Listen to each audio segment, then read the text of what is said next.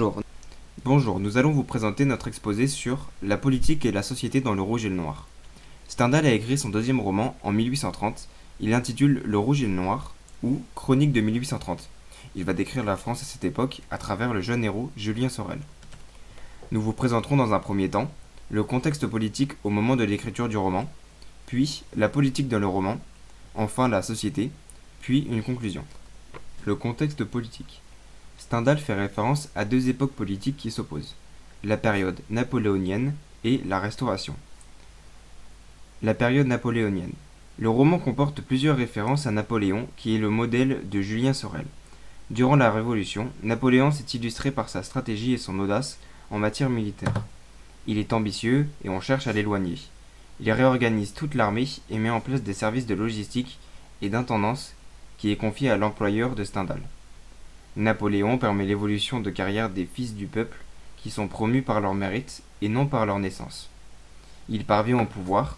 C'est une période où la jeunesse peut rêver à la gloire, mais trop autoritaire, Napoléon doit abdiquer et met en place alors la Restauration. La Restauration. Ce terme désigne la restauration de la monarchie, mais sur de nouvelles bases, avec des limites au pouvoir du monarque établi dans une charte qui est appliquée jusqu'en 1830. La Restauration prend un tournant plus autoritaire lorsque Charles X accède au pouvoir en 1824. Il ne veut pas que la charte l'empêche de faire ses volontés. Il veut un retour de la noblesse au gouvernement et redonne du pouvoir à l'Église. La jeunesse est écartée de la vie politique car on a peur qu'une nouvelle révolution n'éclate. C'est dans ce contexte que se déroule l'action du roman où deux partis se font face, les libéraux et les ultras.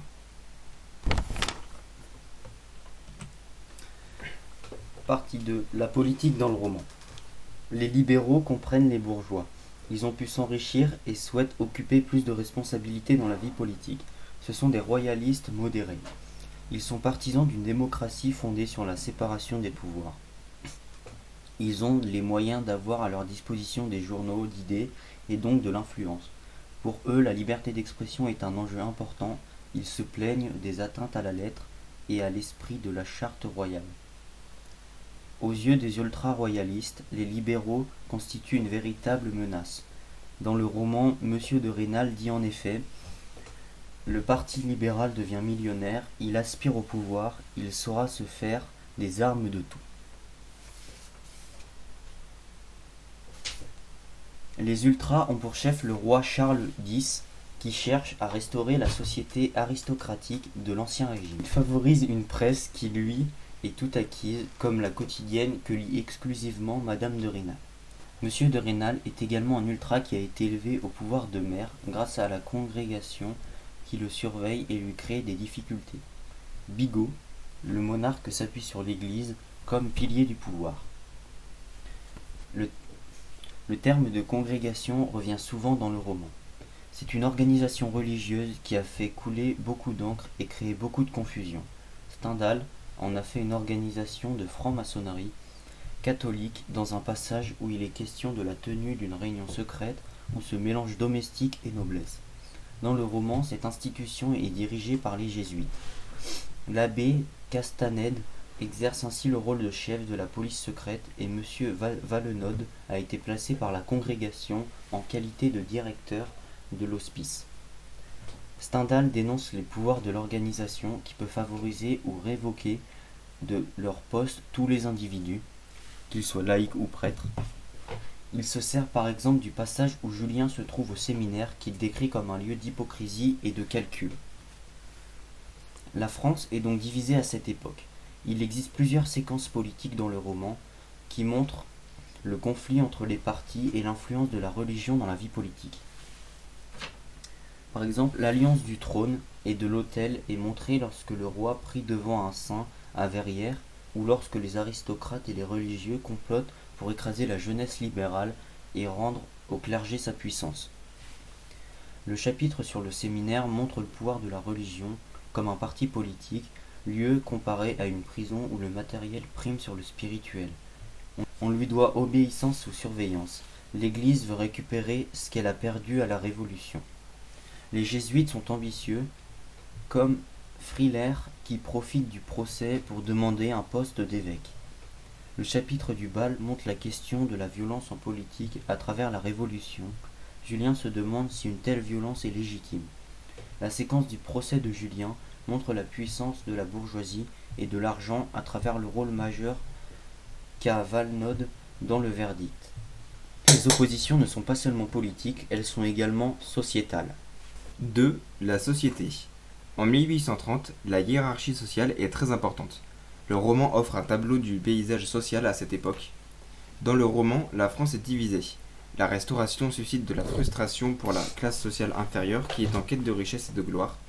Ils sont amenés à demeurer ce qu'ils sont, puisque le régime en place ne leur ouvre pas de perspective. Les aristocrates tiennent le pouvoir politique. L'Église a renforcé son emprise et se transforme en police.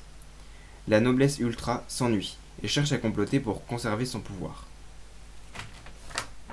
Dans le contexte qu'évolue Julien Sorel, il est influencé par ses lectures sur Napoléon et l'admiration qu'il a pour lui. Comme son héros, il est ambitieux, veut réussir jeune et a un désir d'ascension sociale. Selon le classement social de l'époque, la famille Sorel est considérée comme une famille pauvre. Il va oublier son nom et ses origines pauvres pour rejoindre la classe riche et devenir précepteur, séminariste, secrétaire, émissaire politique ou lieutenant. Il va quitter la province pour Paris, mais cette évasion et ce désir de changement le conduisant vers la mort. Julien Sorel va mener une véritable révolution, notamment à la fin du roman lorsqu'il décide de tuer Madame de Rênal. La société est bloquée et source d'ambition, de calcul et d'hypocrisie. Les rapports sociaux sont injustes, comme la destitution de l'honnête abbé Chélan, car il déplaît aux hommes de loi. C'est le mal du XIXe siècle, comme le dit Julien Sorel lui-même. Parlant seul avec moi-même, à 2 pas de la mort, je suis encore hypocrite. Ô XIXe siècle.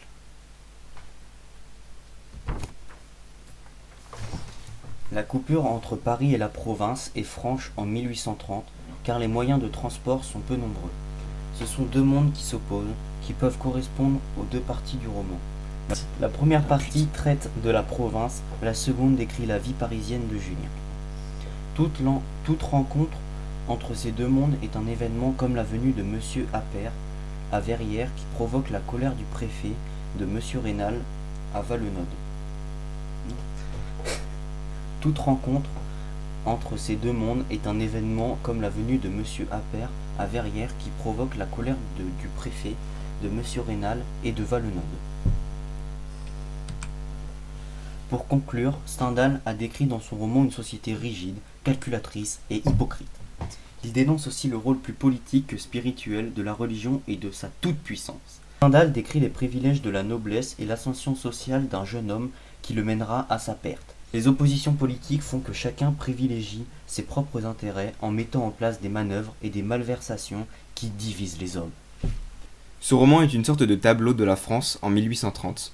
Le roman est inspiré de faits réels. Stendhal n'a jamais expliqué son titre.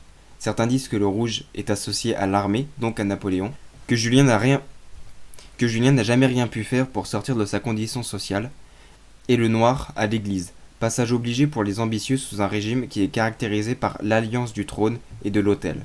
Pour Julien Sorel, né dans le peuple, il n'y avait que ces 2 possibilités à l'époque pour sortir de sa condition. Merci de nous avoir écoutés. Au revoir.